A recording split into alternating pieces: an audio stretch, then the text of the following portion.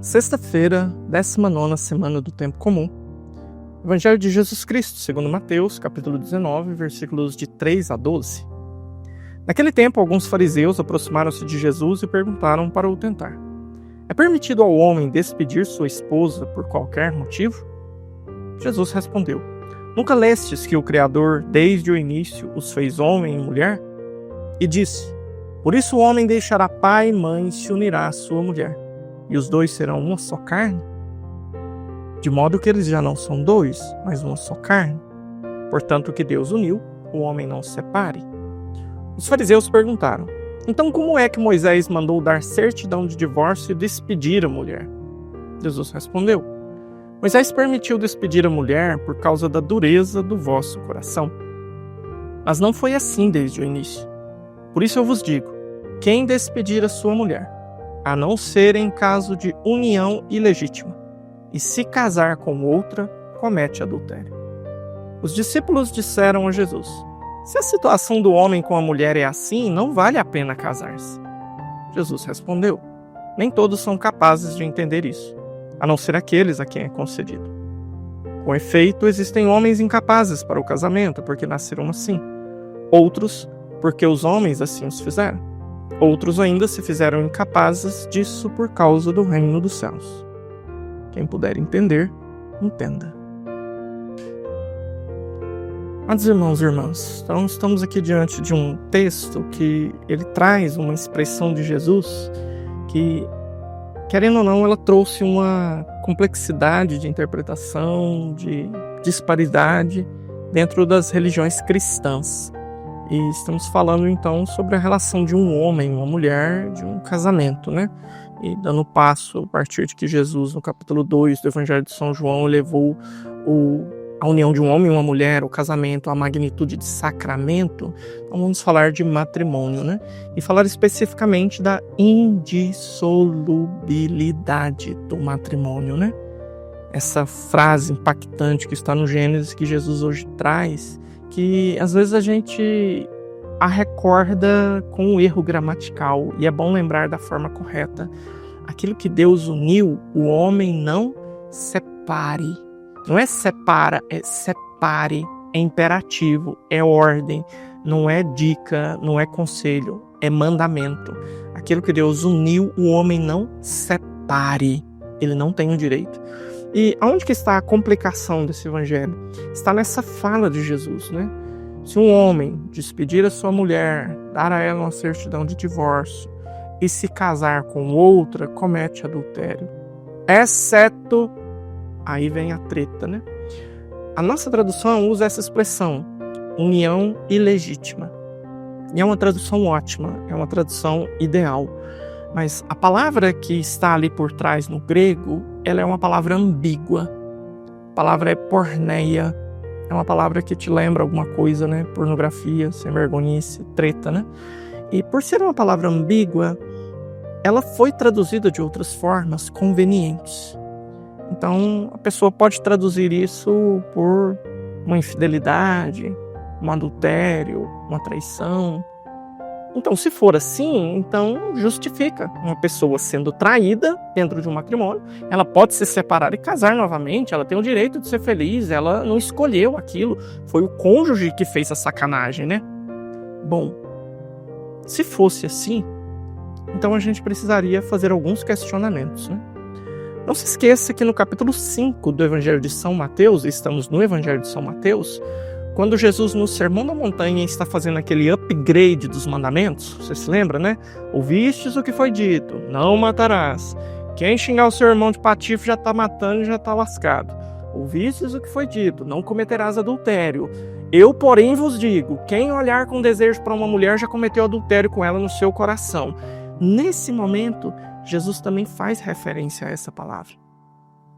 Ele diz que um homem que deixa uma mulher, que abandona ela, que dá-lhe uma certidão de divórcio, já coloca ela em situação de adultério. Exceto em porneia. A palavra volta. E se nós não entendermos essa palavra como união ilegítima, a gente vai entender ela como o quê? Porque no capítulo 5, Jesus está falando de adultério, ele não está falando de outra coisa. Aqui nesse capítulo 19, não, ele está falando de dispensar uma mulher por alguma coisa. Não está falando da próxima união, está falando da ruptura desta. Então, se realmente nós não estamos falando de uma coisa sagrada, que não pode ser rompida, a não ser em caso de união ilícita. E aí o que seria uma união ilícita, né? Então, seria um caso mais doido, que é aquilo que na Igreja Católica nós estudamos para verificar se há possibilidade de nulidade matrimonial. Então, sei lá, o cara casou com a irmã, certo? O vínculo direto com a sanguínea. O cara casou com uma pessoa que já era casada e não sabia que a outra pessoa era casada, então pronto, não dá nulidade. Mas se a gente for tentar amaciar a coisa, dourar a pílula, falar que qualquer motivo justifica uma separação e uma possível segundas núpcias, então agora eu quero que você me explique. Por que que os apóstolos ficaram tão irritados depois dessa fala de Jesus? Por que que depois, na hora que Jesus estava a sós com ele, a fala deles foi a seguinte: mas se essa é a situação do homem com a mulher, é melhor num casal, aí ficou doido. Mas se fosse uma coisa simples, se fosse uma coisa superficial, por que esse questionamento? Então, amigo, amiga, eles entenderam o que Jesus falou. E Jesus foi duro. Existe sim uma indissolubilidade no matrimônio. Se o matrimônio aconteceu, e aconteceu de forma válida, só tem uma coisa que pode gerar essa separação: a morte. Aquilo que Deus uniu, o homem não separe. Deus pode separar, o homem não. E Deus separa com a morte. Não é de outro jeito. Então, por isso, a dureza desse evangelho fez com que a Igreja Católica, durante 2 milênios, mantivesse essa sua postura diante do matrimônio. O matrimônio, uma vez celebrado validamente, não tem segunda chance. Não tem segundas núpcias. Não tem segunda alternativa, a não ser em caso de morte. É claro que, como eu disse, existe a possibilidade de se estudar e declarar uma nulidade. É aí que está a exceção que Jesus colocou. Mas não tente ler esse evangelho e procurar nessa exceção qualquer coisa. Porque não foi assim que a Igreja Católica leu esse evangelho durante 2000 anos. Não é assim que a Igreja Católica interpretou isso. Insisto, nós não interpretamos isso porque pegamos uma linha e vamos tentar traduzir ela de um jeito que nos convém. Não, não. A Igreja Católica, ela lê a Sagrada Escritura na história, na tradição católica, naquilo que a Igreja sempre compreendeu. E não na exclusividade de um texto, mas na harmonização dele com toda a Escritura. Por isso que eu te levei lá para o capítulo 5 do Evangelho de São Mateus. Então, por isso é um evangelho duro. Eu sei da realidade de muitas famílias que vivem isso, de pessoas que vivem uma segunda união, às vezes por uma sacanagem de um marido cafajeste, pilantra, que abandonou a mulher e os filhos. E hoje a pessoa se vê envolvida numa segunda união, está ali sentada num banco da igreja, chora na hora da comunhão, não pode se levantar e receber a Eucaristia. Eu sei dessa dor, eu sei o quanto é angustiante, mas nós não podemos dourar a pílula, nós não podemos flexibilizar isso e simplesmente dizer: não, Deus é misericordioso, Deus é amor, pode vir, Deus perdoa tudo. Não, isso não existe, isso não existe, certo? E eu sei que você que tem fé, você que entende a sua fé, se você encontrar algum padre que te diz que pode comungar e não tem problema, você lá no fundo vai levantar uma bandeirinha vermelha e falando: olha, cuidado, é mentira, não é assim que funciona, não é essa a nossa fé.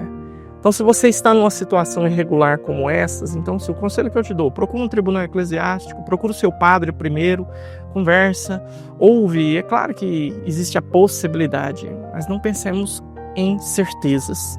Mas conta a sua história, partilha com o padre, fala como é que foi. E se esse padre te der alguma luz, fala: olha, eu vejo aqui sinais de uma possível nulidade, então corre atrás, resolve isso, volta para a comunhão. Mas se você estiver numa situação que realmente não tem jeito, então não desiste da sua fé. Vá às missas. Você não pode comungar, você não pode confessar, mas você pode muito.